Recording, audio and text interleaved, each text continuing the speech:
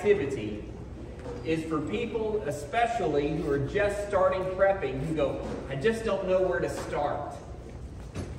Well, the easiest way to start preparing for disasters is each week on your grocery run.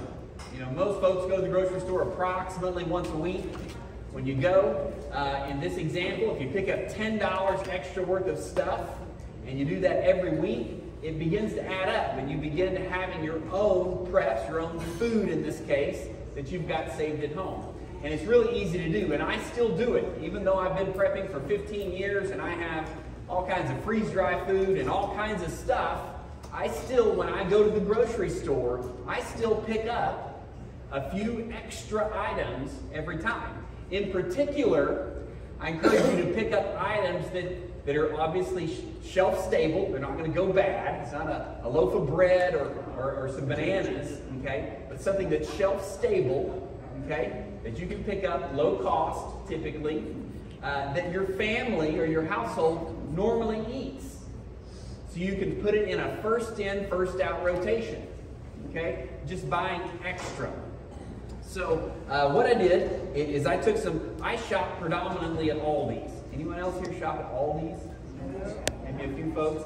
I like it. Good stuff, in my opinion, at a better price.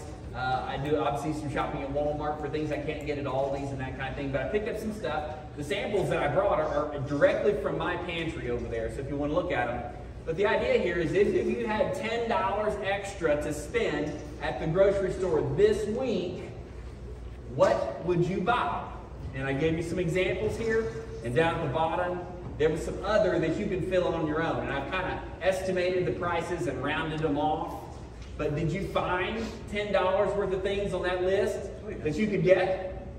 Absolutely. And kind of my point is, also, not only is it easy just to buy 10 bucks extra stuff each week, or 20 bucks or 30 bucks or 5 bucks if that's all you got, okay? The amount of items you can buy are practically endless. I have just given you a very small sample of the items you could potentially buy. If you think about Walmart or your grocery store, around the edges of the grocery store are what? Your frozen items and your refrigerated items, right? That's what's on the outside edge, okay? Most of the stuff in the middle is not refrigerated, it's not frozen, and it's packaged, obviously with lots of preservatives in most cases, but it's shelf stable. Just about any of those items you could add to your pantry or your preps. Most of it is good at least a year, 2 years, 3 years, if you go by the best buy date. We've had this discussion in here before, right? The best buy date is not the expiration date, okay? There's this website I highly recommend called, you will remember it because I've said it a bunch of times.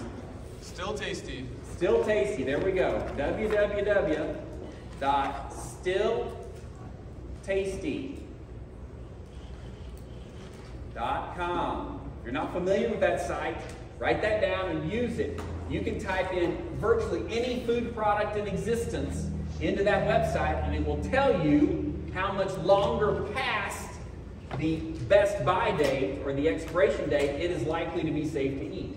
So keep that stuff and use it. What I want you to do for the next minute or two, everybody's at a table with a few folks around you. Kind of gather with the people either at your table or if you're at a table by yourselves, a couple of people together, and talk about what is on your list. And then I'm going to ask a couple of groups to tell us what is on their list. So get with the people at your table or the people really close nearby. Meet them if you haven't met them. Hi, what is your name? My name is Fred. What's your name? Whatever.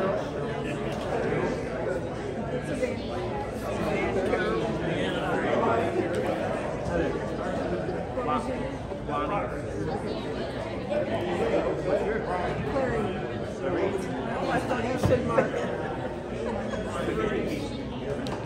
It's an odd name. What's the guy's name? Mark. Oh, Mark. Y'all come here often?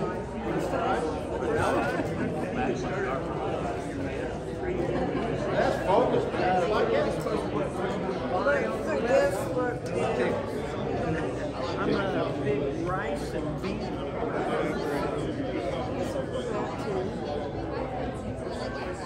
Meal, fish and beans. Like me, Mark, you probably eat one put some fries in it. I do baked beans plus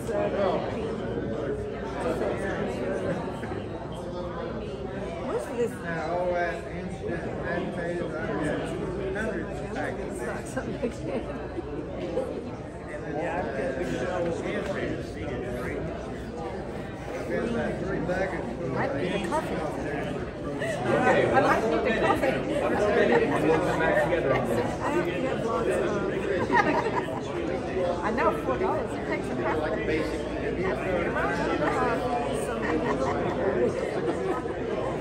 I've been doing it. Oh, for surviving, it would be okay without, but otherwise, people around you would survive better with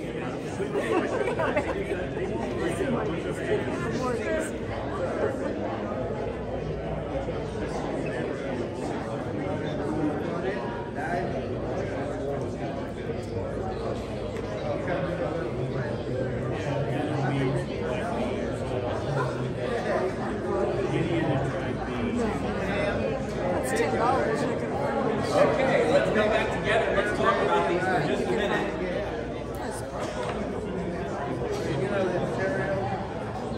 Pay your attention. Let's talk about these. So, what I want to do real quickly, who in here has a group that one of the items you chose was coffee? Okay, I got a coffee person back there. Okay. Now, one of my points here is coffee is a very desirable thing. I mean, is it not? Some of us have coffee addictions. But how many of you, is what I was trying to say, is willing to spend 40% of your weekly budget on coffee? Now, obviously, this is not your whole week. Okay. But I got one group back here. So let me tell you this. Will you mind telling us, Wayne, would you give her the mic? Would you mind telling us what else is on your list other than coffee? And don't talk until Joanne gets there. peanut butter, Hold on, just a second. She has coffee, we know. oh gosh.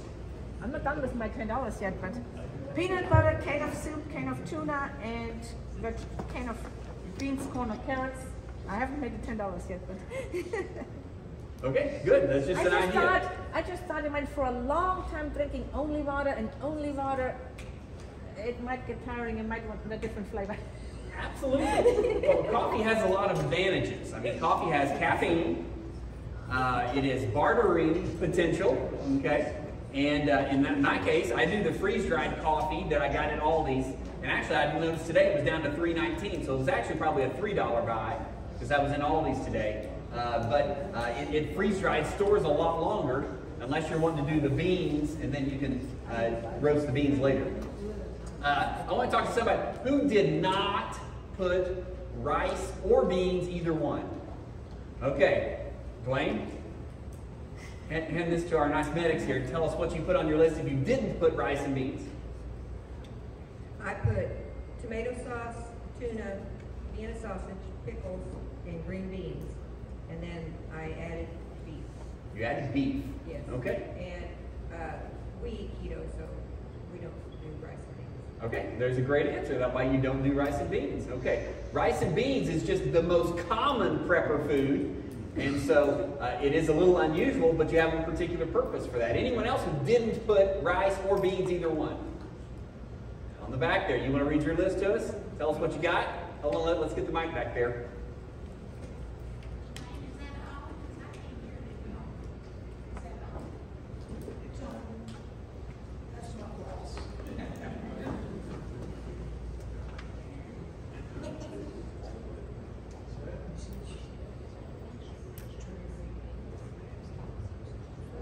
We have quite a few bags of beans and rice, so I didn't get that. But today I went to Feller's and got the number 10 can of salsa and recanning it. So that's what was on my list. That's what's on your list. That's good. Okay. So you had something totally not on my list at all, but it's something you added other. And that's great. Now, the idea here is this is just something you can get supplemental, but you can buy all kinds of anything. I'm just trying to get you thinking about what you can add to your preps each week, because I encourage you to do that. Think about it. Add something. It doesn't have to be expensive. Another great thing to add to your preps is just bottled water or some kind of way to drink, you know. Other great things on there. So anyway, thanks for participating in that. The last thing before we turn over the presentation, I just want to briefly go over the top part of your announcements here, because if I don't go over them before, I will let you guys go and we won't remember. The top part there just goes over, we have set based upon your recommendations. We passed around sheets last week where y'all gave me recommendations on what you wanted to learn about. Based upon those recommendations, I filled out the next 4 months of topics. And I found speakers. So next month, we're going to be talking about communications and radios, handhelds, ham radios, and communicating after it all hits the fan. One thing I'll mention here, our speaker has volunteered to bring his laptop and program your Baofeng radios. Several of you have bought the Baofeng radios. They're the cheap ones from China that you get on Amazon, okay? They actually are fairly good for what they are. And our illustrious speaker has agreed to bring his laptop and program them for you. Right, Alan? Yeah, okay. Glad I reminded him, okay. So if you want to bring your radios, I encourage you to show up early or plan to stay a little bit late, because we won't program them during the meeting, but we'll program them beforehand or afterhand and program those radios. So if you have them and you don't have them programmed, bring them. If you've never bought them and you're interested, I'll share a link on our page and you can purchase some of those Baofeng radios. Yes? What kind of radio was that? It's a beat. It's from... What's that ham radio? Yeah, it's a handheld ham radio. Chinese, but it's a handheld radio. 5 watts, you can get some of them 8 watts. Saw one for 10 watts. I thought that was pretty cool. Yeah, you got a 10 watter. Technically, you're supposed to have a license and that type thing for that, but we're not going to worry about that. I use my radios after it all hits the fan, and FCC is not going to be coming after me for using an 8 watt or a 10 watt. Okay? But Baofeng, I don't know if that's how you say it, but that's how I say it. But those are cheap, handheld radios that a lot of preppers use, but they've got to be programmed to proper frequencies. And so Alan's going to preset it with some common frequencies that we could use, and he will program it. You program it with a computer is the easiest way to do that. Good questions. Okay. We're also next month, that's our big topic. We'll talk an hour and 15 minutes on communications, radios, and that type of stuff. Then our short topic next month, for 30 minutes, I will be talking about bartering. Bartering skills and bartering items. What items do you want to collect that would be good for bartering? Okay, we'll talk about that next month. December, property security. It'll be our big topic. Then our second topic will be hydroponic presentation. January, medical preparedness. In February, you can see bug in, bug out, helping you make the decision, finding property to buy, and designing shelter activities. So those are all things we'll do in February. Then also on there, our Ozarks Bug Out Camp. We just came back about 3 weeks ago from our bug out camp that we had this year, and it was a great success. I only wish more of you were there. Okay? We had a great time sitting around the campfire talking all things prepping, and it's beautiful weather, a beautiful setting. We had a great time. So I encourage you, if you are interested in going to bug out camp, all we do, Roaring River State Park down here in Cassville, about an hour away. You rent your own campsite. If you want to do a tent camp, if you want to do an RV site, they have cabins, they have a hotel. I don't care. If you just want to drive down for the day and not stay overnight, that's fine too. But I encourage you to plan on attending. If you want to stay overnight there, camping, either in a tent or an RV or a hotel or a cabin, you need to book your own reservations. Okay? And so it's Roaring River State Park. Just Google that. Make your own reservations. We center everything around campsite number 73. There's over 200 campsites. So if you want to be at the other end of the park because you don't like sleeping next to us, then that's fine. You'll know where we're at and you can get far away from us. If you want to be kind of in the hub of where everything is happening, then plan your campsite closest to campsite number 73.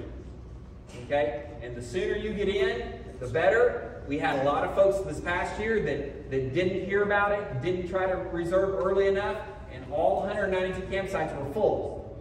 Now that's not full with our group, okay? But that's just full from the public renting out all those campsites, okay? Any questions about bug out camp real quick? Yes, Dan? Dan was one of our campers. Hey, just real quick, if you do go, there are 3 campgrounds, different campgrounds. Campground number 1 is the side we're in 73, where we were at. That's all mostly shaded spots, really nice. The other 2, campground 2, campground 3 are across the road. I don't know if I need this or not. You turn it on. Okay, I got it. All right, so campground 2 and 3 are across the road. A lot of the spots are uncovered, so they're very open. No shade. Yes. So if you want shade, you want a nice cover, nice area, campground number 1, towards the front is where 73 is at, close to the bathhouse, those with RVs, dump stations there. So the sites do not have water. You have to bring in your own water, but they have different faucets in different areas. So around 100 foot of hose, a couple 100 feet of hose, you'll be able to get water for your campground easily. Just fill up the containers and back and forth. So those with RVs, I have enough hose I can fill up my tanks. But yeah, most of the sites have power. So I just wanted to mention that. The campground area 1 is a spot you want to get in. For those making reservations, do it now. It'll fill up. There's some nice spots in there. This is going to be out in the full open sun, next 2 or 3. Okay, great, thank you. Again, you need to make your own reservation for camping overnight. I encourage you to do that soon. By the way, if you book now and pay for it online through the campground site, and then you end up not making it, as long as you cancel 30 days out, you get a 100% refund less a $6.50 processing fee. So you're only risking $6.50 if you go ahead and sign up for it now, and then later on you can't come. So I encourage you to do that. Okay, now we are time for our main presentation. Pastor Craig Wiles here. He is a prepper. He's also our solar expert. He hails from, where are you from exactly? Competition, Missouri? You don't know where competition is? I don't know where competition is. No, nobody does. That's a good thing. That's a good thing. You must be out in the middle of nowhere. That's a great thing. Here's your clicker. Okay. And thank you very much. And it's all yours. Let's see if we can get to where we start. I always have some slides on there to just fill in space, but didn't need them today.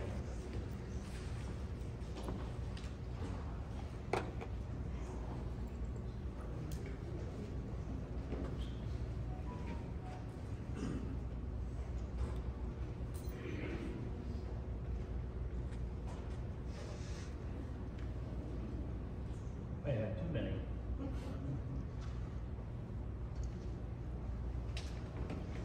Okay, what am I not seeing? Yeah. Check on us for it, will you? My name's Craig Wiles. I moved to the Ozarks 30 years ago. I was looking for, 10, 20 acres in the country. And I was living in Alabama on my way to Kansas to see my folks for Christmas. Came to the Ozark, picked up Ozark Country Living, real estate magazine. Saw 3 or 4 pieces I wanted to look at. And came down there between Christmas and New Year. Went out to look at the beautiful 40 acres with a spring. It had this wet, soppy spot on the side of the hill. Wouldn't have called it a spring. But then the realtor says, I just listed the place you want last night. I said, well, tell me about it. He says, well, it's 400 acres. I'm like, yeah, all right. Anyway, he said, let me show it to you. So he showed it to us, and we bought it. I couldn't afford it, so I went together with my brother and my dad, and we bought 400 acres with 2 houses on it, barns and everything that goes with it, for $169,000. So that was 30 years ago, well, 29 years ago. Next year will be 30 years. And I still don't know where we're at. It crashed on us. Okay. He's reloading. And so in the splitting of the farm, my brother and his wife decided they needed a house. And my dad and my mom said they needed a house. And my wife, bless her heart, said she could live without. So we got what we call the far side. I'll show you some pictures here. And there was a hay barn over there. And that was it. It's a mile from the power line. It's a mile from the nearest neighbor. Has a mile of riverfront. Covers me on both sides. The Gasconade River. And we started living there. I had a fifth wheel camper. We pulled it under the one wing of that hay barn. And I had some solar panels I'd gotten in Alabama. There's a company down there called Cronar, one of those government projects to help the disenfranchised poor people, and it didn't work out. But anyway, I ended up with a whole bunch of solar panels, and so we couldn't afford the $12,000 then to run the power line, or $40,000 today to run the power line. So we started living on solar. We were the weirdos that lived without power. My mother still says that I live over there without power. Now that's not true. I live without grid power, but I have power at the house. We were known as those weird people that lived off the grid down there. And then something happened. There's a thing called Y2K came along. And we went from being the weirdos to being the experts. And we really liked it. Greg McVeigh from Superior Quality Steel in Marshfield, he and I, we went together. We did a radio show for the full year leading up to Y2K called the Preparedness Show out of KSWM in Aurora. And had a blast doing that. In fact, the station manager said it was been their most successful local show they'd ever done. So they asked, and we were having to buy the airtime. So he said, if you guys will keep doing it, we'll give you the airtime. And you can still sell sponsorships. So we ran it for another year, kind of figured we'd beat our audience to death with preparedness. And so we moved on from that. But I started selling solar panels, and I ended up in the solar business. There was, Y2K came and went, and I knew the demand for solar power would drop through the basement as soon as Y2K was over. But then that next summer, if you remember, the price of gas went from 80 cents a gallon to $1.40 a gallon. And there was a renewed interest in alternative energy a little bit. And then 9/11 happened, Afghanistan. All of these things built the demand for solar energy a little bit. But it was Hurricane Katrina was a tipping point in people's minds where they realized nobody's going to come help me. I have to be able to take care of myself.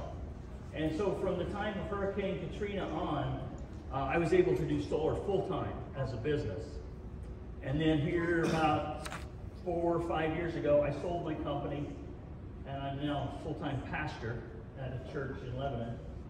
My grandson, we needed to see him. So I have more pictures there than I really needed. Come on. There's Dead Armadillo. Prep points. Should have taken the time to wipe these out when I knew I wasn't gonna. That's your first one. We're all the way back to the beginning. Beginning? That's backwards? Yeah, that's number 1. I'm going the wrong way.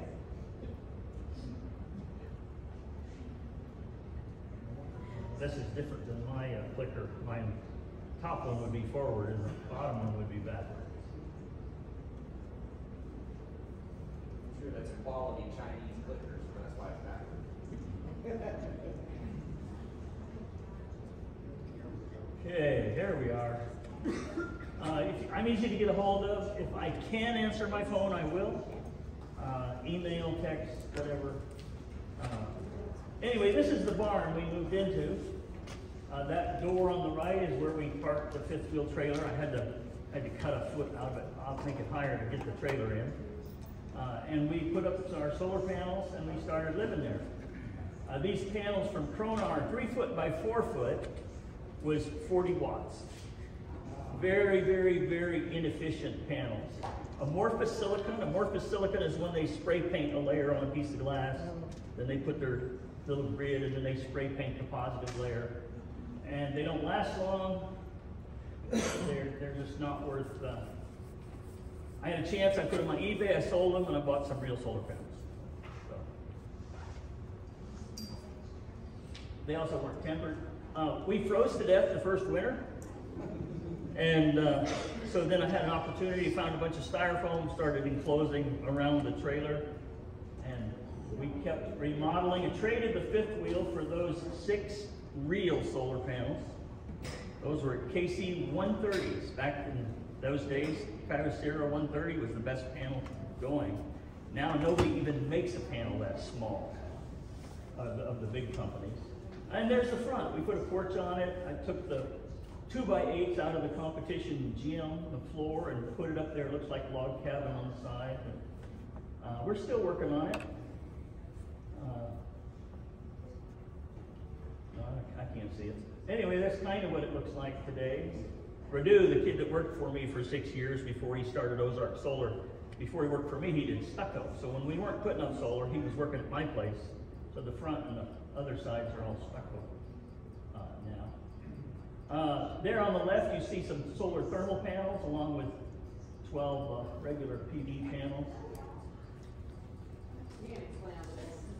Yeah, I experimented. I put these panels up that face pretty much straight west, wondering what that would do for me. And what it did for me was it let me run the air conditioner all the way to sundown without tapping into my battery. So then I ended up, I put this row that faces southwest on that side of the roof.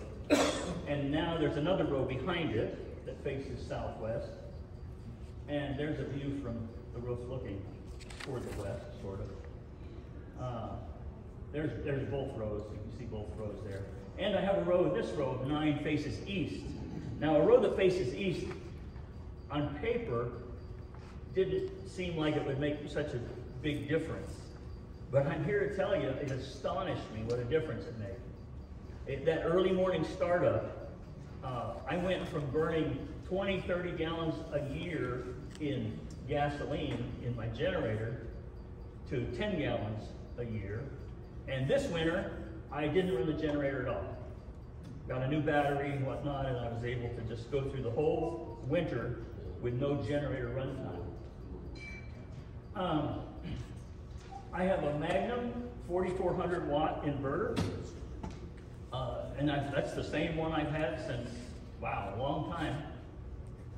Then this last year, when my son and his family moved in, I took my spare off the shelf and wired it together. So now I have 8,800 watts of power.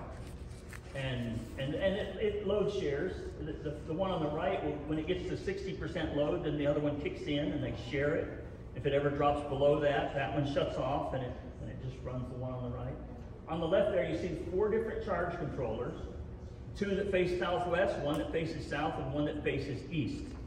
So if you've got different orientations of your panels, they need to be on their own charge controller.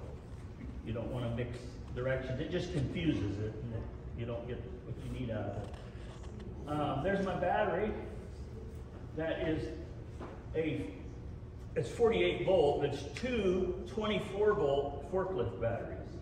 The only reason I just didn't get a single 48 is I couldn't lift it.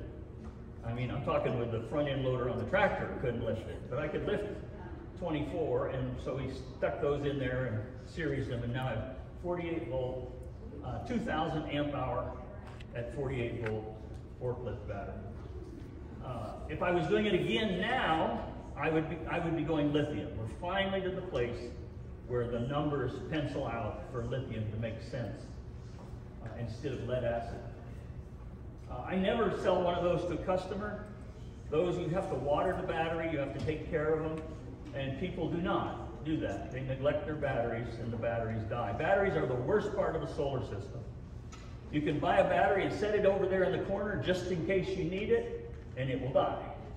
And you can buy a battery and set it in line and start using it, and it will die. It's just the nature of the game. Lithium's is extending that. The lithiums I order now have a 10-year warranty, and we do expect up to 20 years of life out of them. So it's getting better. There's the battery with the lid on it. When I updated to the dual inverters, I went ahead and added the little internet app thing that lets me see what my system is doing. I took this at 7 o'clock this morning, and you can see how well the house is doing. And there's a close-up of the graph. Now, that's basically a 24-hour snapshot of my whole system. And so at 7 o'clock this morning here, I can tell you what that was. This right here, this line, is when Deanna got up and fired up to have a hot drink first thing in the morning. And this peak right there is when I turned on the air compressor last night to air up the buggy tire. And then yesterday was wash day. Yesterday was laundry day. And that's what all those ups and downs are. But at 7 o'clock in the morning, I was using 445 watts in the whole house. When everything's off at night, and by everything, you would be incredibly amazed at how many phantom loads you have in your house. With everything that's off that's supposed to be off, I'm still using 200 and some watts overnight. And I could go around and turn off the printer, turn off the Wi-Fi, turn off the, unplug the smartphone, and on that I could cut that in half. But just my inverter standing by is still going to be 50 watts, about.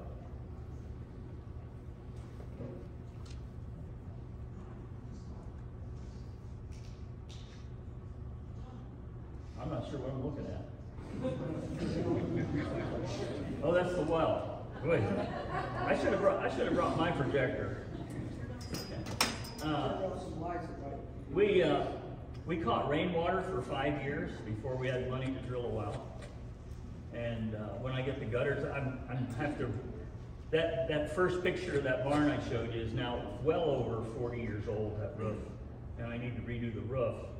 So I'm in the process of building a rack to pull the panels off and redo the roof. And when I do, I'm going to put gutters on, and we're going to start catching rainwater, because your garden likes rainwater more than it likes well water or anything else. So that's where we started with the well. I've got a solar-powered pump in there. The sun shines, it pumps water. The sun quits shining, it quits pumping. There's no batteries in that system. It's much more efficient to store water than it is to store electricity. A gallon in is a gallon out. Where if you put 100 watts in your battery, you only get 80 out. And I drilled the well on the highest point of the property, so it's gravity feed from there down to the house. I have about 40 pounds of pressure when it gets to the house. I found a walk-in cooler somebody tore down, and that made a great well house. Put it up around the tank. When my son builds his house, we're going to buy some extra ICF blocks, and we're going to pour a cement well house around a much bigger tank, since it'll be running 2 houses when he gets there. KY3 came out and did a thing on solar power. There's a picture from the east, and it's the same sort of view. A few things to think about. Design your system to expand it, not replace it. I didn't do that. So you can learn from my mistakes. I started out with a 12-volt system because I had a 12-volt inverter. I had an RV that was 12-volt. If you have an RV, it's probably the only reason to be at 12-volt. Then, when that system went by the wayside, I moved up to 24-volt. Again, because I had a 24-volt inverter. When I got hit by lightning on that one, I went to 48-volt. So if you get a chance to start at 48. And the only reason we're stuck at 48 is the National Electric Code. Eventually, we'll break through that fake 50-volt barrier, and it'll be 120 to 120, and inverters will be this big, and they'll just be converting AC to DC. But we can't do that until the National Electric Code says so. Efficiency is always your best value. You can go buy a refrigerator or freezer at Lowe's, and then you've got to buy enough solar panels to run it.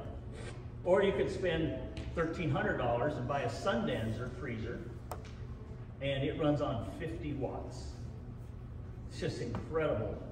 I did a Sundancer for a customer who doesn't have any batteries on his freezer. He took some dish drainers, you know, the metal dish rack you put your dishes in beside the sink. He turned them upside down in the bottom of his freezer, and he poured about 4 inches of water in there. And he froze that into a solid block. Now, because the dish racks are upside down, he has a floor that's out of the water, out of the ice. And then he filled it. And so during the daytime, it freezes into a solid block, and it coasting through the night. And the next day, it refreezes into a solid block. And he's had that about 10 years now, and it's just been trouble-free with no batteries. So there are things you can do to think about. Solar air conditioning is easy, because when we need the air conditioning is when the sun is shining. Solar heat is hard, because when we need the heat is a cold, dark winter night and there's no sunshine. And it makes no sense to run a heater off of a battery. Find another source for heat. Design for the way you live now. People tell me all the time, yeah, my electric bill's $300 a month, but I'm going to cut back. Don't believe them. If they thought it was important, they'd be cutting back now. So ideally, just plan for the way you live now. Now, you may not be able to afford it, but design your system so you can grow into it. Systems also yeah. And there's nothing wrong as preppers to be ready to live without it, too. I mean, that's, in my office, I have a couple of nice little gas lights, mostly because I wanted them, okay? But there are many times when I wake up in the morning and go in there to study, I need a little light and I need a little heat. And I can get both out of the same amount of gas by running it through a gas lantern instead of through a gas heater. Propane, I have a propane refrigerator. Back when I bought it, propane was 34 cents a gallon and solar power was $10 a watt. Now solar power is less than $1 a watt, and I just bought propane, it was $2.05. So I wouldn't do that now. I would buy a Sundancer refrigerator and I would go electric. But I would still probably have a propane water heater that's preheated by a solar water heater. And I definitely would have a propane range in the kitchen, and even a propane clothes dryer. So those two tanks there, when I would find a tank for sale, I'd buy one, and I have 3 now. Always be prepared, right? I fill propane once a year. That's it. And I ordered it in August, just got it. I fell off their list, but traditionally August is the cheapest time when propane is the lowest. I have an electric Ranger, Polaris Ranger, and I love that thing. It's quiet, and I can make electricity a lot easier than I can make gas. Having a still is one of my long-term projects. I'd like to make my own alcohol and burn it. Any of the flex fuel vehicles are already ready to burn alcohol. So it's a long-range goal, but in the meantime, I put up a little charging station for the Polaris, and my grandkids love that machine too. It's fun. My electric chainsaw, I probably will never go back to a gas chainsaw. If I never have to pull another string on a 2-cycle motor, that'll be just fine. But again, it's much easier to make electricity than it is to make gas. That DeWalt 16-inch, and that's the 21 volt there. I've got the 60 volt. It's a 16-inch bar. It's an Oregon bar and chain, so it's very standard issue to buy parts for. And it's been great. The goal is to live, so when people come to visit you, they don't realize that you're off grid. And that happens all the time. And they're like, well, you know, if the grid goes down and you're on solar power then, and I'm like, no, there is no grid here. It's a mile away. They want $8 a foot to run it now, and we're not going to do that. But that said, I would do it if it was available. I bought my wife a dishwasher. I mean, we've got Wi-Fi now, security cameras, motion sensors, the garage door. I can open the garage door from my smartphone.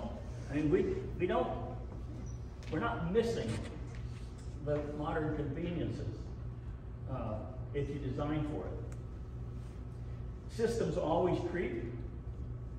This is a hunting cabin down south of Ava, and he's only going to have lights in there. You know, that's all he's ever going to run. He called me, it was just a couple weeks later. Well, my batteries went dead. I pulled in, the first thing I see is this air conditioner in the window. Yeah, for a guy that was only going to run a few lights, and I go inside and there's a refrigerator, and since then they drilled a well, and you know now, but you can add to it. It was expandable. It wasn't we just tripled its amount of solar panels, and now he's fine. Don't believe all the myths you hear out there when you go to design your house or build your house. How many have heard that heat rises? I'm sure you've heard it, right? It's not true. Second law of thermodynamics, the law of entropy, heat will travel from hot to cold in any direction. That's why most people walk around and they're cold, their feet are cold, because that heat is going straight down. We don't insulate down well at all. What's true is that hot air rises, but heat itself will go from hot to cold in any direction. So insulate under the house, insulate everywhere, especially. The builders will tell you, oh, you don't want to build too tight, you know, houses need to breathe. Yeah, they do need to breathe, but you need to be the one that decides when and how they breathe. You don't want just a leaky house. So as airtight as possible. Energy Star is a little blue star logo thing that you can buy. It doesn't necessarily mean, it's more efficient than the one they did make, but that doesn't mean it's efficient. You've heard that it's better off to leave the light on than to switch it off and on when you go into the room. That's not true, that's garbage. You can leave the room, switch it off. Same with a fan, ceiling fan. A ceiling fan does not cool the room. It moves air and it helps you feel cooler, but the ceiling fan, because of that motor running up there, is actually adding heat to the room. You leave the room, shut that ceiling fan off just like you would a light switch. Also in the wintertime, there's no benefit to making it go up. You want the ceiling fan to blow on you. That's what makes the difference with fans. So anyway, watch out for those. I do another presentation on energy, zero energy homes. And here's your basic 5 steps. Isolation or airtight, insulation, then thermal mass, then passive solar, and the last one's active solar. If you go through those 5 steps as you design your house, and don't go crazy with it, just take it to the point of diminishing returns and then move to the next step. It's very easy to build a net zero house these days. ICFs is a good example, insulated concrete forms. Of those first 3 on that list, ICFs gives you airtight, gives you insulation, and gives you thermal mass. And plus all the other benefits, you know, that it would add to your reason to build with an ICF. With the price of lumber up, ICFs is a direct competitor now, price for price. Don't use a refined source of energy, like electricity, to do a simple energy job, like heat. Right now, they burn a piece of coal down at the power plant, and they boil the water, and the water flashes to steam. The steam turns the turbine, and the turbine turns the generator. Generator makes electricity, and then it goes through the wires, and it gets finally through the transformer to your house, and you turn it back into heat. It'd be much better off for you to just burn that lump of coal at your house.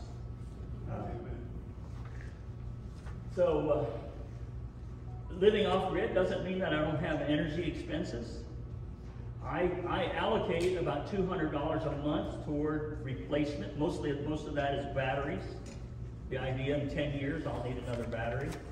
And if I keep setting money aside, I'll be able to buy one, you know, when I need it. I just bought propane of $1,000, so I'm a little under $100 a month for propane for a year's usage. And if I had to buy firewood, probably $800 to $1,000 in a year if I had to buy the firewood. So I do have energy expenses. It's just different than most people's. Now, if the grid was available outside my door right now, I'd hook up to it. And this is a guy who's lived, next year will make 25 years off grid. Net metering is a sweet deal for the consumer. And they keep changing the rules, they keep making it harder, but it's still a really nice thing to have if you can get it. Any questions? What is net metering? Net metering lets you sell your power to the grid and then during the day and then get from the grid at night, and at the end of the month they just true up the bill. But it's on a net, it's on retail for retail. Yeah. So, any questions? Otherwise we're going to turn it over to Mike. I do have to run, but if you've got questions, call me, text me, email me. I'm not hard to get a hold of. You've got a handout there that has several pages that I gave Kobe. There's like a 3 or 4 page of how to size a system. And then the last page is some websites and whatnot, where if you're going to do it yourself, solar is really, really close now to being a plug and play type of setup where you can do it yourself. I guess I do have a question. I noticed you have it on the roof, and it's quite common to have the solar panels on the roof. However, I have seen properties where they have the solar panels mounted, I mean, in the field, Right. So this way, if you know, sooner or later you have to replace your roof, like you were saying, your roof is 40 years old, you have to replace it, you have to take them down. Is there advantages other than if I had started with a good roof, I would never need to replace it, because once you put the panels on your roof, that area under your panels quits aging. It's out of the sun now, it's out of the weather. But I started with a roof that was 30 years old before and it's not under the panels that I'm having trouble issues. It's over, especially that skylight, anyway, it's over other places where, I mean, 40, 50-year metal is just finally rusting through in enough places that it's time to deal with it. But in doing solar for almost 20 years, it's probably 50-50 in the side yard or on the roof. Doesn't matter, either one works fine. What's your contact information again? It's on your handout. So you want to use the down arrow moves you forward, okay?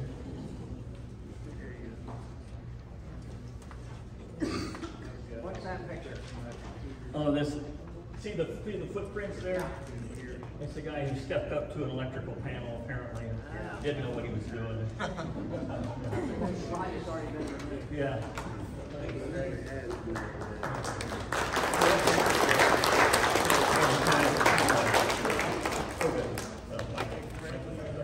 So my name is Mike Opsimer. I'm like Craig, I've only been living off grid for 3 years. So you saw some items that he put up here about designing your house or home for solar. So I wanted to. Yes. Oh, yeah, turn it on.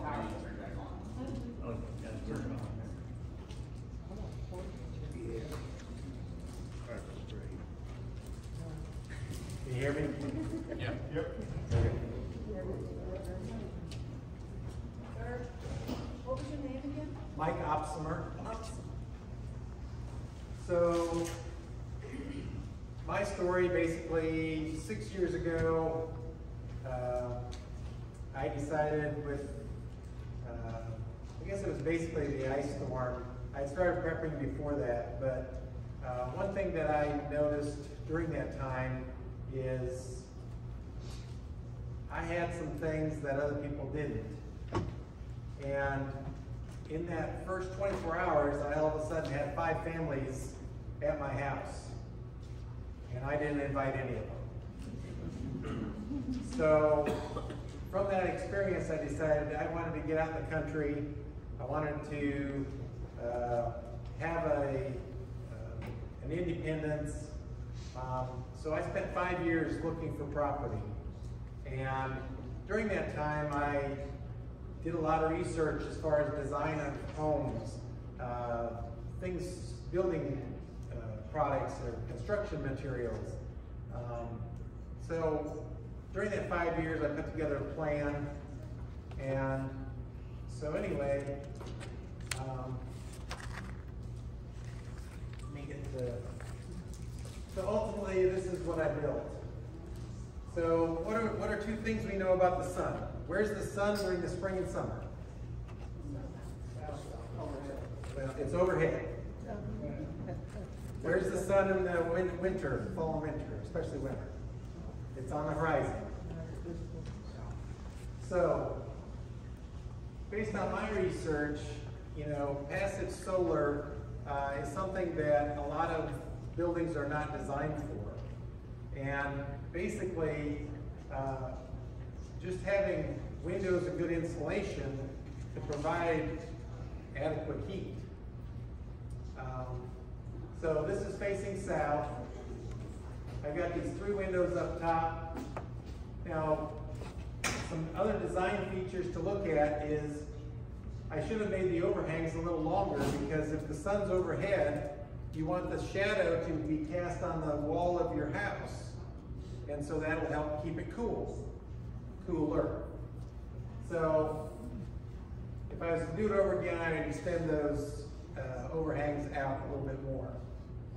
The other thing that I looked at is by having a single pitch roof, it saved me money because again, I don't have all these gables and trusses that have to be specially built or anything. The other thing is, the benefit is rain collection. So basically I got a rain roof. I don't know if any of you have seen in Arizona where people live out in the country, they actually build roofs on the ground just to collect water. So that's kind of where I got that concept. So the other thing, it saves money because now that whole house has one gutter. So I save money with guttering. During the winter, I have shades on these upper windows. So the highest temperature I've got without any heat at all during this day, during the summer, was 120 degrees in the house. In the house. Now I heat the house with wood. I have the stove downstairs that heats the entire house. I also have mini splits that also can heat, because one thing you find out when you're doing research is insurance companies generally won't insure you if you just have wood heat. You have to have 2 heat sources. So, learned that the hard way. Here's a better look at the south. During the summer, for the most part, my blinds are down because it just heats up dramatically, even with some of the stuff. Now, I totally air condition with solar. To Craig's point, you do have to, my first year, I didn't feel like I had enough panels and I had to do a lot more work trying to manage my power. So then the second year, I added as many panels. My house runs on 60 panels right now.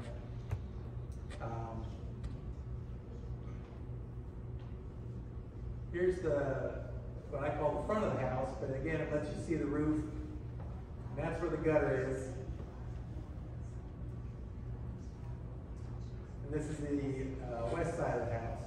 Now I do have, in my research, I found the best way to do solar, and Craig kind of talked about it a little bit, is you want to have some panels kind of southeast or east to get that first morning sun to get things rolling. Then you want to have panels that are directly south, because during the day you got a big part of your day where the sun is overhead or even on the horizon. And then you want to catch the last part of the sun, which you talked about, those west panels. So I have some panels facing southwest. So in other words, if you had a half bowl design, you could maximize your power production. To your question with regards to roofs, I've got 12 panels down here on the ground. I have those facing southeast, again, for the morning, just to get things up and going. But it also allows me an easier way to get snow off. Because if there's snow on your panels, there is no energy production. Now, I have another set of panels. The majority of my panels are on my barn, which is a metal building. It's a pain to get up and try to pull snow off those, and you learn that you will get melting over a couple days, at least I do, that eventually I start producing enough power that then it creates enough heat, and then they basically clean themselves.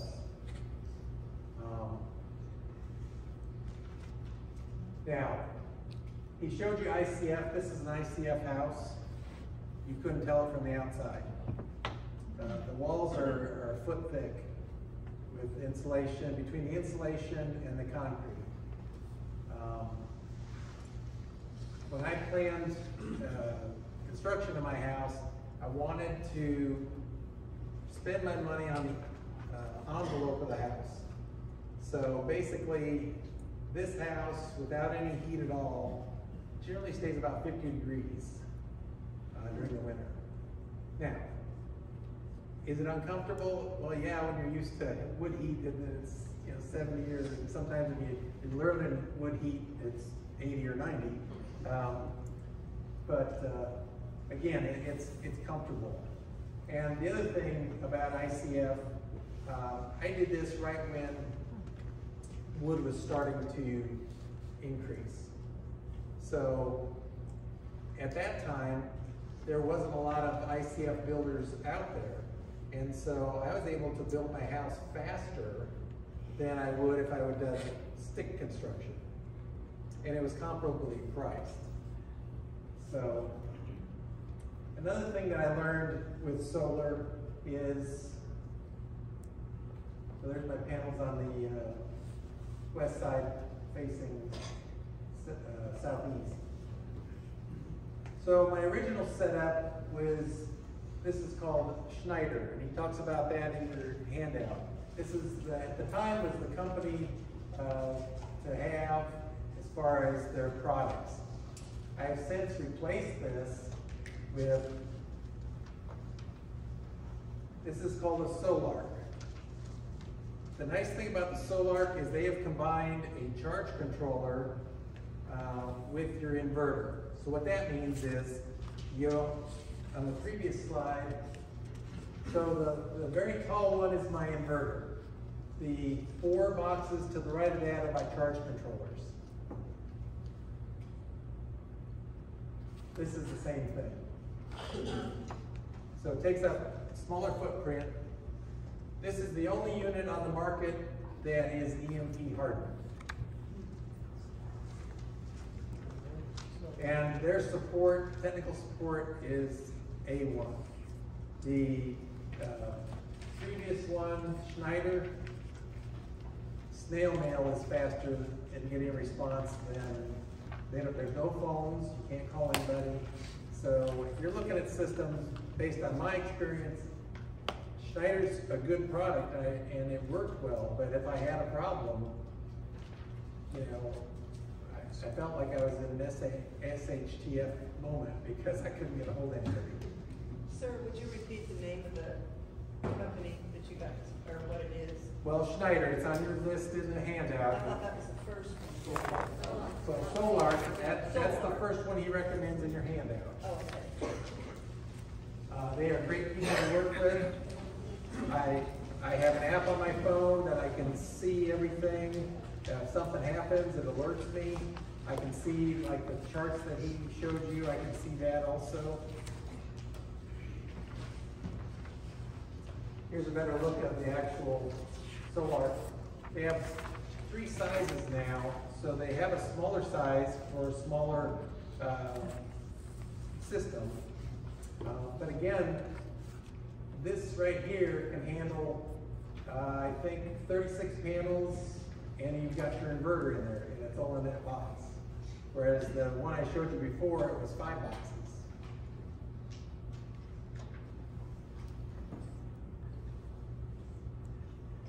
It's hard to see, but this is one of my battery banks. When I built my system, lithium was not even in the market. It was several $1,000s for one battery. So I went with AGMs. Basically, it's a sealed battery. It's still considered flood technology, like the lead acid that you have in your car or you run your boat with. But this way, I don't have to worry about adding water or monitoring anything like that. When it comes to batteries, your flooded batteries, you can only discharge them down 50%. If you get below 50%, you can start ruining the batteries. Batteries by far are the biggest expense you have when you're building your system. The lithiums, you can actually charge them down to 20%. So you have much more flexibility with lithium as far as down charging, so you have more capacity. And they are coming down in price quite a bit. I built a garage and I set up a solar system for that because on my property, kind of like Craig's, I have no grid power. It's nearby, but they want too much money to bring it on, and plus I have to carve a 30-foot swath so they can put the poles up, and I have to maintain it. So it would ruin the aesthetic of my property, and I figured I could put that money towards solar. The other thing that you get now with solar, and they've extended it, is the tax credit. So when I built my system, I got a 30% tax credit. So that takes the cost down quite a bit when you're penciling it out. This is one of the newer lithium batteries that are out there. These things are big, but the efficiency is so much better than when I was initially looking at the technology.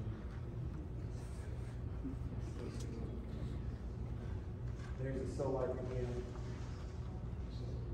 I think that's all I got for pictures. The main thing that I wanted to present to you is you can design buildings that don't have to be houses, but think about, nature of solar and, insulation. One thing that I have in my house, I have a lot of tile because that increases the thermal mass. So when the sun's coming through those upper windows, my tile is soaking that energy up. So then at night, it'll dissipate that energy, so then that just helps heat the house that much more. So, what questions do any of you might have?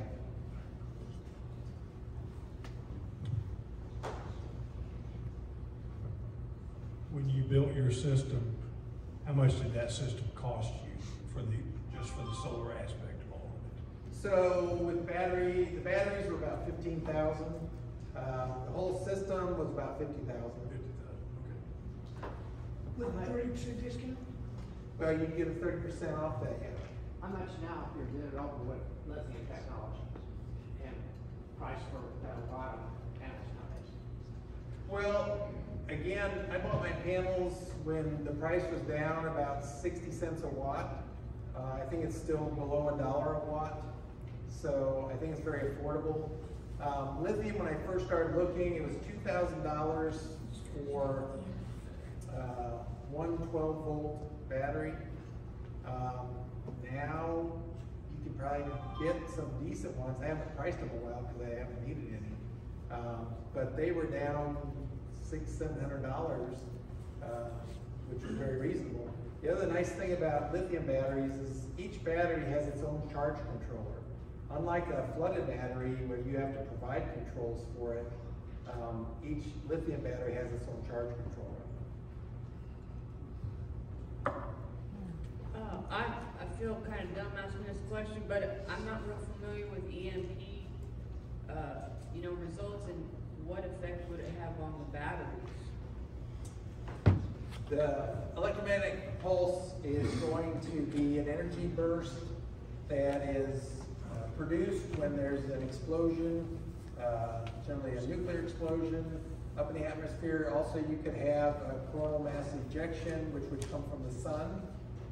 If you want to learn more about that, you can look up in the 1800s. There was called the Carrington event. That was a natural event from the sun. So what happens is you have transistors, sophisticated electronics nowadays. That energy burst is going to fry those. So your TV won't work, anything with transistors isn't going to work. A good majority of your vehicles, because there are computers in them and run them, they'll stop working. So the battery itself has, for the most part, no electronic components. It's just power in and power out. If you go to prepper.net, Kobe has a... Speak into the mic. Can't hear where you said it. Kobe has a great class on prepping more. The Prepared and More YouTube channel, he does, Kobe does a bunch of videos on EMPs and stuff. And Faraday cages and stuff. Prepared and More on YouTube. What's the channel? Prepared and More. Yeah, it's his YouTube channel, and he does a bunch of EMP related videos on there already. All right, thank you. Yeah. I got a question. I pretty much have, the solar system, I gotta have a real small system. We have gas, most of it is propane. Anyway, the problem I have is pumping water. I have livestock, and I have us. And what I've been considering is water storage.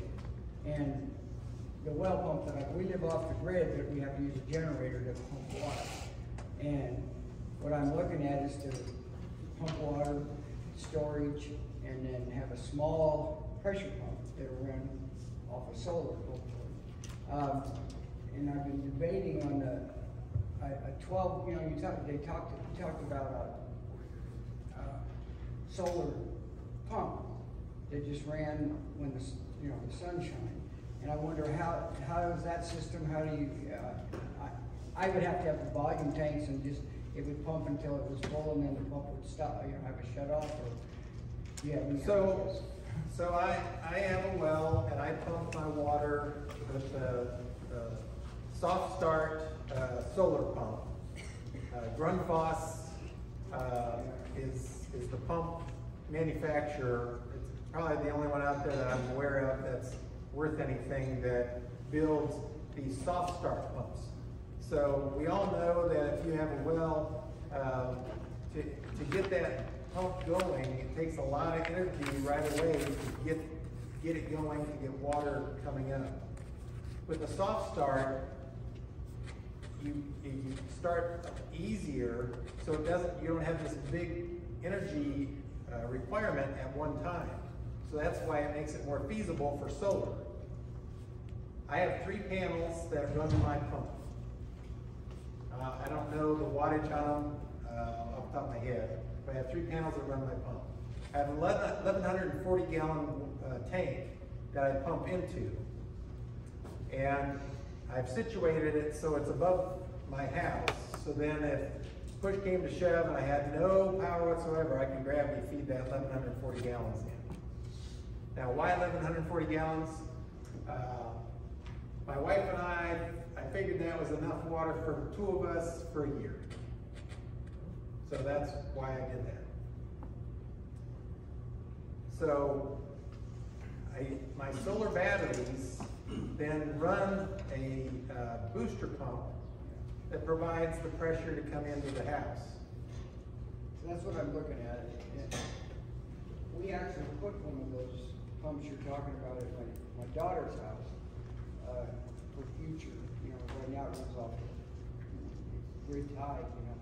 But it has to have at least 30 volts running. Well, I'm no engineer.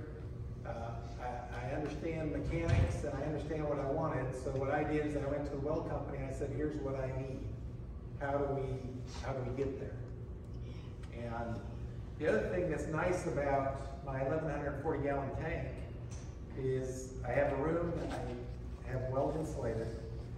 So think about water coming out of the ground. What is it, 50, 55? Well, would you want to be in a room that's 50 or 55 in the winter? So I don't need anything in that area. It stays warm enough. I don't have to worry about freezing, anything like that. Because I'm using the mass and the energy from the ground to provide my radiant heat. Now, to your question as far as, yes, you have to have controls as far as, you know, how much is too much to fill up the tank and, you know, it needs to shut off at a certain point. How much is too low, because then, you know, you want to make sure that you have some kind of warning that you're getting low on your water. So some of that controls can get fairly sophisticated.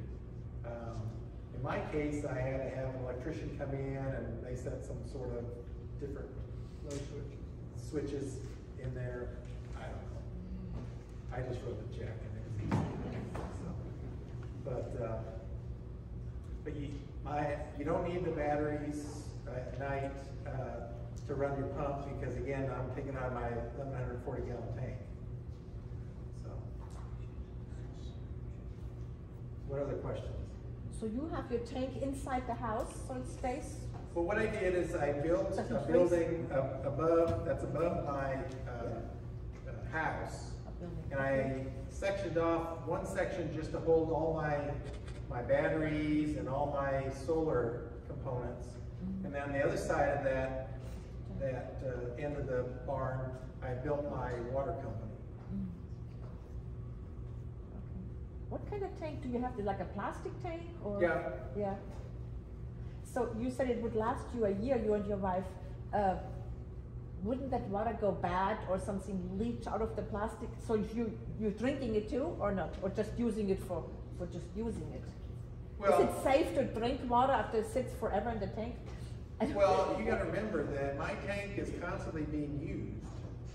It just doesn't sit there, because that's what I run off of at night. So if I want to do laundry at night, I can do that. If I want to take a shower, you know, I can do that. And so it just doesn't sit there.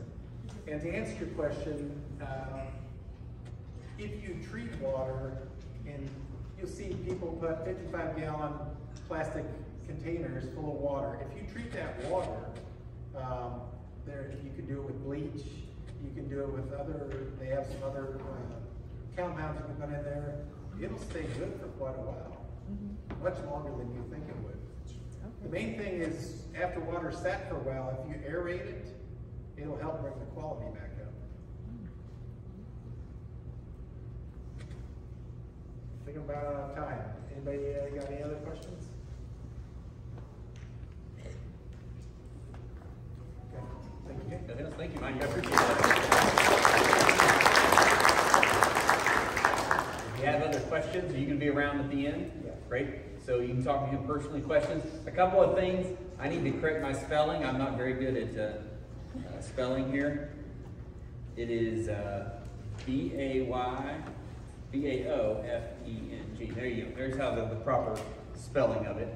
The other thing that was asked about and mentioned, I do have a YouTube channel. It is Prepared and More. And we post the recordings of these meetings on there. So if you've missed last month's meeting or the previous month's meeting, I think we've only been recording meetings now for 3 or 4 months. So not every meeting for the past 3 years is up, but at least the last 3 or 4 are up. But I also have a lot of other videos up that are just various topics. Talk about EMP, talk about water purification, just all kinds of subjects. So you're welcome to go there and watch that. This meeting video will be up Typically takes us about 2 weeks because we do edit it and that type of thing. And so if you want to watch this video, something you want to remember about or something, or you want to share it with a friend, it'll be on the Prepared and More YouTube channel. The last subject we have for you tonight, I'm going to teach, and it's just a basic conversation about heating sources. We are now, I think I was watching the weather last night, and I think Monday and Tuesday is our first real cold snap before below zero. I think one day next week is supposed to get down to 28 at night. So first real cold snap, that's your warning. If you got plants outside, you hadn't brought them in yet, next week, this is the week. But as we're starting to think about cold weather, it always reminds me to go back and think about alternative heating sources. I'm sure anybody in this room has experienced at some point in time when it's cold outside and the electricity goes out. Unless you're all solar or something like that. There's a few of us maybe did it that way. But how many of you were in this area when we had the ice storms back 2007, 2008?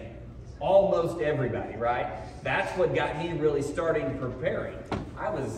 Had a few thoughts. I mean, I had a portable generator and we had propane for heat. And so there were some things that helped us better. And again, because we were a little bit better off than everybody, we had 21 people move in with us for that 2 weeks. But it got me to really thinking, man, there's some things that I'm really missing. I could be more prepared. And so that's what got me starting on the prepper journey. So every time winter hits, I go back and think, what do I've got to be prepared if I need to stay warm and it's really cold outside and I have no electricity? So that's the basic discussion we want to talk about for the next few minutes before we get out of here. And I want to begin that by those of you who were around during that ice storm. How did you stay warm? Dwayne, you got that? Well, this is probably just a quick statement, so we probably don't need the microphone, but real quickly, so raise your hand. How did you stay warm if you did not have electricity?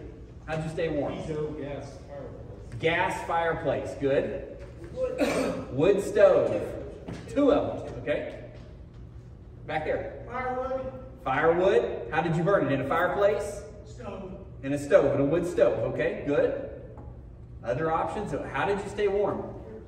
Kerosene, so a kerosene heater that's used indoors, okay, good. Yes? Propane. We hooked up the blower to the generator and then could use the propane. Good, propane. Other options?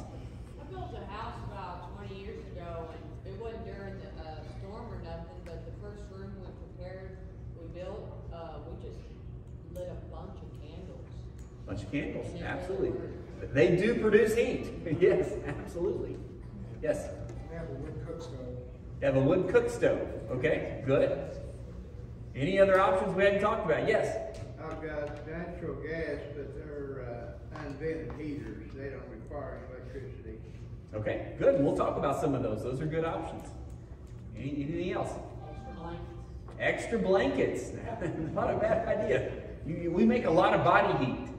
And the blankets trap that body heat. In my house, we had a heat pump, heat unit, that it's backup, because all heat units, or heating and cooling units, will have a backup heat. Sometimes it's electric backup heat. Ours, in our case, was propane backup heat. So we could flip it to backup heat, and it would use the propane out in the tank to start a fire in your furnace. But you still have to have what? You still have to have electricity to do what? For the blower. Yeah, the fan to kick on. So we had, at that time we had a 6-bedroom, 6-bath home, and that's why 21 people could move in with us. But very minimal electricity through our generator could run the blower, a few lights, but we stayed very warm because the propane tank outside was full, and we used that. So that was our heating method at that time. Well, let's talk about some things, many of which you've already talked about. Some of the most common things that you would use in this area, several of you mentioned using those, would be wood. Okay? Now, there are homes that have an exterior wood furnace, okay, that heats the water. A lot of times it heats the hot water for your hot water, and also for the house, so that's an option. But if you're heating wood, you just do it with a fireplace. You know, in the current house that I'm in right now, the main level has a wood-burning fireplace. with a little electric blower, but the electric blower is optional. So if I didn't have any electricity, I could still put wood in the fireplace and it would have some type of effect. The downside of that, if you don't have that fireplace connected to an HVAC unit or something kind of ventilation system, it only heats basically kind of the room you're in. Now, obviously the whole house will get a little bit warmer, but if you're trying to stay toasty warm, you're probably only going to heat that main room that you're in. But certainly everybody can sleep in that one room or whatever, so in an emergency that's going to work. But you can have a wood fireplace, a wood stove. Several of you mentioned a wood stove. In my basement, which I have a finished basement, I've got a wood stove in the basement. And it has multiple purposes. Obviously one is heat. The other is I can cook on top of it. Okay? And so, because it's not truly a cook stove, but it's just a cast iron wood stove that you can certainly cook a pot of something on top of it. So those are great wood options, but you got to make sure you have wood. As Craig talked about, how much does he spend a year on wood? $800 to $1,000, depending on the price of wood. Now, he's thankful he's got enough wood on his property that he doesn't have to do that. And I'm the same way. I've got about 2 cut cords of wood already cut and ready to go. And I don't use that much. I use mostly electric heat because I'm grid tied. But I've got enough land with trees, a lot of down trees already if I needed to go out there and just walk the woods and have firewood. And I've got stuff to, cut it up, chainsaws and axes and that type of stuff. So wood is an option, okay, in emergency. Some of you will have propane and or natural gas, okay? Some of you may have seen my post this last week. Last week, I've got my propane tank delivered. I have not had natural gas or propane. I've been totally electrical. And I got a propane tank delivered last week. So a 500-gallon propane tank. And I'm excited about that because there's several things I'm going to do. I've got a propane generator. I've got propane appliances that I'm going to put in pretty soon when I remodel and that type of thing. So propane and gas for heating in an emergency are great options if you have access to that, okay? But a lot of times those furnaces require what? We just talked about already. A little bit of electricity to run the blower, okay? Also, if you have propane or gas cook stoves, a lot of them will not come on if they don't have an electricity to them.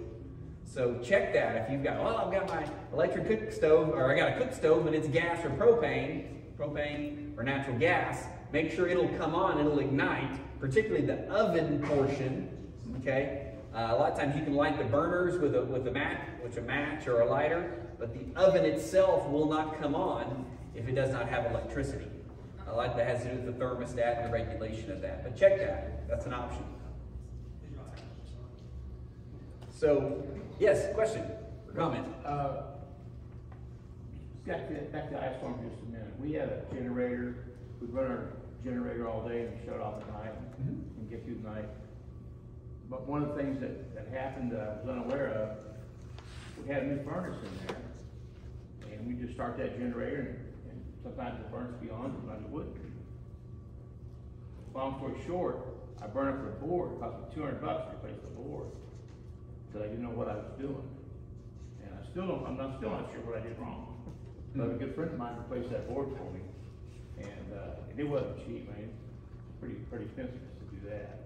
Okay, so beware. Yeah, beware. The combination there may not be good. Running your generator with, running your heater with the generator. Right, the house burners off the generator.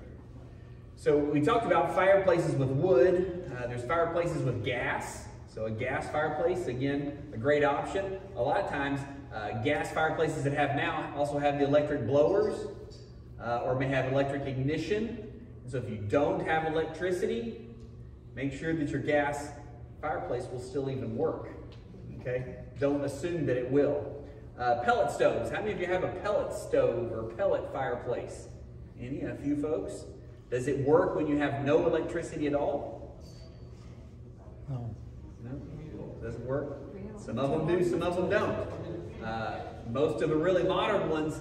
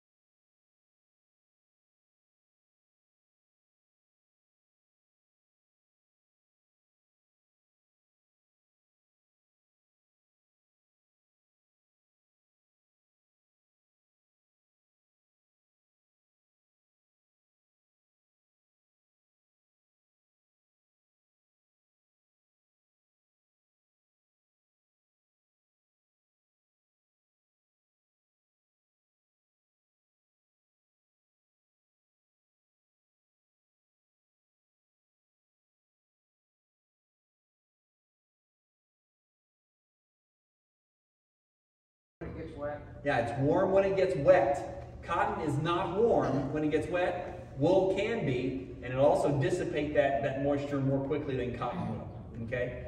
So recommend wool socks for that, but I prep winter clothing for the people that I'm going to be bugging out with. Okay? That's a great thing to think about. Indoors, tents.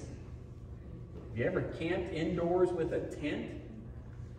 We don't think about that all the time, but that is actually, particularly in a really cold scenario, that's a great thing to do, is to set up your tent in the living room and sleep inside there, because that's just another something that keeps your body heat, and if you have a small heater or something running in there, that keeps that confined in close to you. So I can use my tents both out camping, out in the woods or whatever, but I also have a plan, certain circumstances, where I will use my tents inside my house, and it involves staying warm. Yes?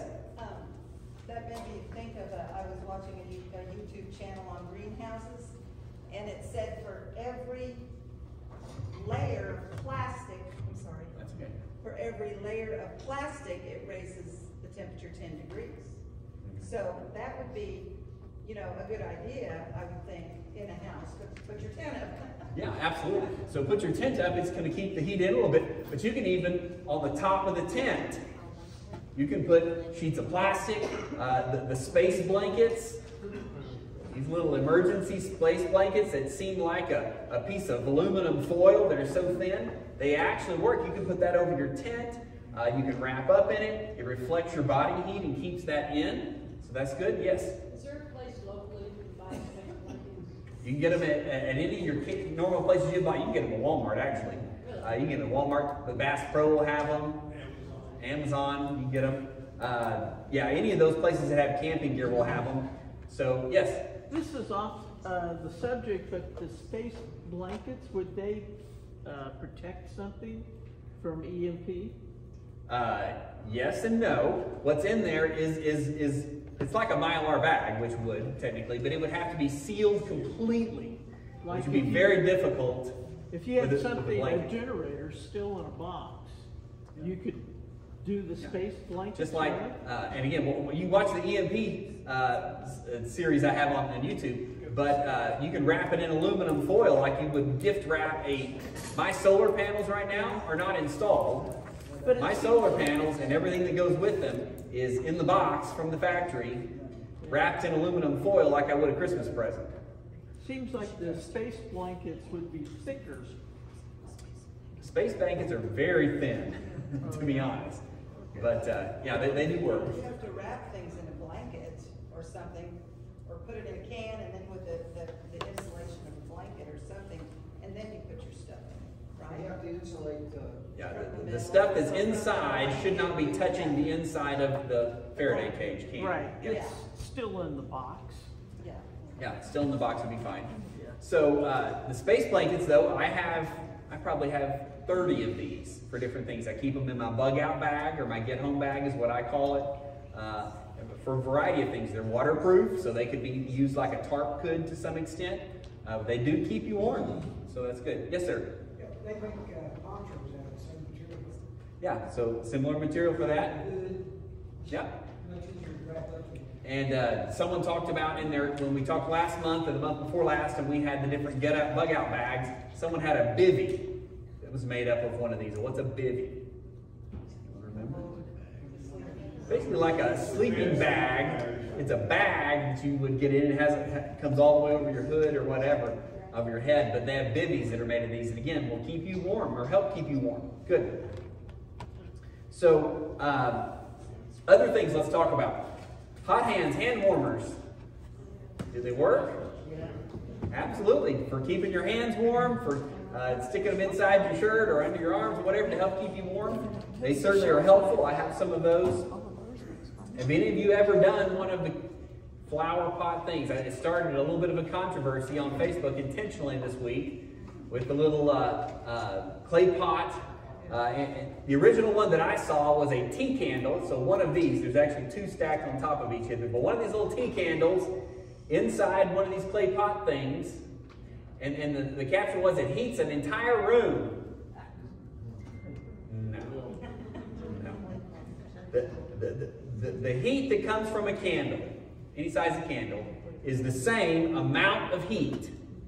Whether you burn the candle or whether you stick it under a pot or whatever you do with it. The candle produces the same amount of heat. So it doesn't produce more heat by what you do with it. However, it may make it feel warmer, genuinely.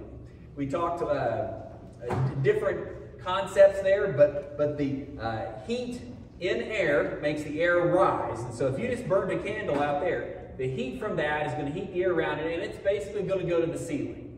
If you stick it underneath one of these things, something like this, and this is just an all thread that sticks down to about this point in this case, and 2 pots and some washers and nuts to keep them separated, but it actually, the heat will heat the pots, and the pots will radiate the heat more outward so that you can actually feel it, okay? However, one little tea candle is barely going to heat the pot, okay? If you use bigger candles, okay, or a sterno, like you would put underneath a chafing dish or something, it's going to have a heat, a flame that's going to burn longer, okay, you may be a little more effective to that, okay? Again, this is absolutely not your first choice.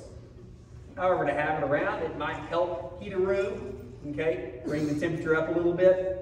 Y'all come up here and look at this. I grabbed this stuff at Lowe's the other day and built it for about 10 bucks, so that's something there. Propane heaters. The Mr. Heater Buddy things have become really popular. I got a smaller one of these that I take camping sometimes that I use in my tent. It actually does a great job warming your tent at night. It is safe to use indoors. Okay, we'll talk a little bit about the safety aspects of these indoor things here in a minute, but it is safe to use indoors. This is the little larger one. This one does 4,000 to 9,000 BTUs. This is actually more appropriate for one room, you know, a decent 10 by 10 size bedroom or something like that. But it uses these 1 pound propane tanks, okay? And again, depending on what temperature you're trying to heat from and what temperature you're trying to get to, about 1 tank a night will keep you livable inside of a bedroom, okay? But the best thing about these is you can buy little conversion kits that instead of using these 1 pound containers, okay, you can get a 20 pound tank, your normal barbecue grill size tank. You use a little conversion hose and it'll go straight into this, and that'll give you a lot more fuel, a lot cheaper to refill your 20 pound tank than to refill your 1 pound tanks. Or buying new tanks is the most expensive thing. Which brings me to the next thing. You can refill these, by the way. Buy a little kit. This kit costs about 20 bucks. And you can get it off Amazon. I'll put a link on the video description. But this kit will refill the 1 pound containers, okay, from like your barbecue grill size containers. Okay? So that saves you a lot of money because these are $3-4 bucks a piece. $5 bucks now, okay? And you can fill about 15 of them with your barbecue grill container. If you want to take it a next step further and you have a 500 gallon or a 250 gallon or a 1,000 gallon propane tank, there's a kit you can buy. You have to have your propane company install it, okay? But they can install, and I have one installed in my propane tank, where I can fill from my big 500 gallon propane tank. I can refill my propane grill bottles, you know, the 100 pound, the 30 pound, the 20 pound grill type bottles from my big propane tank, okay? And you can get hundreds of refills of your little carry around tank from your big tank. And I got that as part of my propane tank installation. So I can fill tanks for use with my buddy heater. I can fill tanks for use with my propane grill. I can fill tanks for use with my portable generator that's a propane generator. Okay? All from my big tank that I have filled up once a year. Okay, a couple of questions, comments? How long does one of those 1 pound last? Doing what? Heating one of Doing those. this? For me, and again, it really varies depending on if you're trying to heat it from 50 degrees to 65 degrees, or if you're trying to heat it from 20 degrees to 70 degrees. So what temperature you're starting at, what temperature you're going to, how big of a room and that type of thing. But I generally say about 1 thing a night will keep you comfortable. Okay? By the way, they make these grills, or these heaters in a bunch of different sizes. This one costs about $100 or so, but they make ones that are about $300 that'll do up to 1,000 square feet. Okay, they're all usable indoors. They don't have to be vented. Okay, however, they do burn oxygen. So they can deplete the oxygen in your room if you don't have some type of a ventilation one, the doors opening and closing or something like that. They burn oxygen. All flames burn oxygen. And you can deplete the oxygen down to a level to where it would be harmful to your health. So keep that in mind. Safety-wise, I always recommend, and I keep extra ones, I have them installed in my house, but I keep extra ones in my Faraday cage, is two things: smoke detectors and carbon monoxide detectors. You can get combination units, okay? But especially if you're using an alternative heat source, I'm using candles, or I'm using these little portable heaters, or I'm using something that a kerosene heater, using something that I don't normally use for heat, make sure you have extra carbon monoxide and smoke detectors installed, okay? And batteries for them. And again, I keep some in my Faraday cage in case what takes out the power is an EMP and it fries all my electronics. I've got extra ones I can take out. Hand in the back. Where do the smoke alarms need to be, and where do the carbon monoxide detectors need to be, and what's the potential harm in having a 2-in-1? Okay, so in general, smoke detectors should be in each bedroom and the hallways into the bedrooms. That's the new standard. Okay, some people will have them outside of a utility room or outside of the kitchen. Please don't put your smoke detector in the kitchen. Why is that? It's a commentary on your cooking, okay? And it goes off way too often. Okay, so don't put it directly in your kitchen. Put it near the kitchen, but not in the kitchen. Carbon monoxide detectors, typically, by the way, smoke detectors should always go on the ceiling, and you should have at least one on every floor of your home. At least one on every floor. Carbon monoxide detectors don't necessarily have to go on the ceiling. A lot of times they're mounted eye level high, so you can check them easy, but they can be mounted on the ceiling. That's the combination units. But the most important place you want to make sure you have one of these is near what? The bed. Anything that could potentially produce carbon monoxide, which would be anything that burns. So your furnace, your gas or propane furnace, your wood stoves, those types of things, those things that burn produce carbon monoxide, and that's where you're going to want those close to.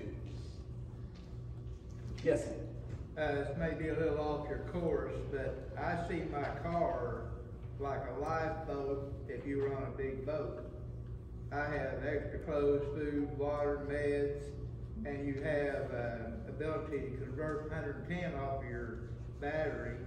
You've got emergency lights. You've got lights inside if you want to read. You've got heater. You've got cooling. You've got a radio. You've got a horn for audio alarm. And that's kind of... Yeah, your car is a great thing. We have a video that talks about things everyday carry for your car, but using your car for heat and that type of thing. The only thing I would caution about, those are all great ideas. Make sure if you're running your car because you're wanting to stay warm or whatever, that you have ventilation somehow. People die running that in your garage. Same thing with generators and those type of things. Please, please, please, please, please never run your generator in your house or even in your garage. Okay, you can die very quickly of carbon monoxide poisoning. You don't even know it. Carbon monoxide is odorless and colorless. Now, a lot of times you can smell it because of the other fumes from the exhaust, but the gas itself is odorless and colorless, and it will kill you, and you will not even know it. Literally, you will die in your sleep. And you can have a detector like that in your car also. That's why we ask you to have all the carbon monoxide detectors. Good. We've got about 4 minutes before I want to do our drawings, but we'll answer any questions you might have. Dwayne, where are you at with the microphone? Dwayne? You left the mic. At least he left the microphone for us. There we go. Okay. I told you he was ADHD. He ran and did something. Concerning the valve phones, which model is recommended, like the UV 5R, or there are others that are better? have a recommendation on the models of the Baofeng radios? That's his question. I think the best tank was back to still the UV5R. Okay, so Alan's our expert. He says the UV5R Baofeng radio. If you can get it, where it says 5R, if you can get an 8R or a 10R, those are the more powerful radios. Now, he probably can't legally recommend it because he's licensed, I don't know. But you're not supposed to use those without a particular license, if I'm correct, a ham radio license. Technically speaking. You're not supposed to spit on the sidewalk in certain jurisdictions either. My philosophy on that is I'm not using them. Can't use a pea shooter in Arkansas. There's all kinds of rules. I'm not advocating breaking the law, however. After it all hits the fan and the law's not around, I'm going to use my Baofeng radio and I'm going to use it as powerful as it will go. Yes, question. There's your microphone right behind you. You know, we were all concerned. I'm glad to see your next program is on radios and communications. But they had online where you could start taking the test to try to see about getting your ham radio. And man, the thing got harder and harder and harder. And I was doing pretty good at first, and then it's like, whoo, this is way over me. And we talked about going ahead and getting radios because where they get you is when you transmit, right? That's where I'm. Correct. Yeah, you can receive all day long. Yeah, but that's even helpful. I mean, if you think about it, because you're getting information, you know, absolutely. and to You're know listening. what you And if need. it hits, I don't care. They can come on. Well, yeah. After that, after it hits the fan, then if we have to transmit. Yeah, that's good. So you can always listen on those. You can hand back the radio.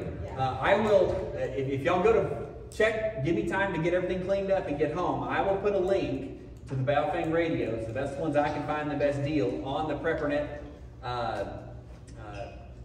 prepared. I got so many things going on.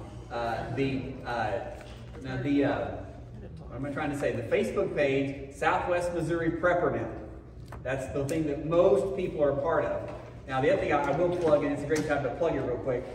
We are part of what's called Preppernet, and Preppernet is the nation's largest group of preparedness groups. Okay, they have about 60,000 members that are loosely associated with that, and we get together. Preppernet.net. .net, remember that, okay?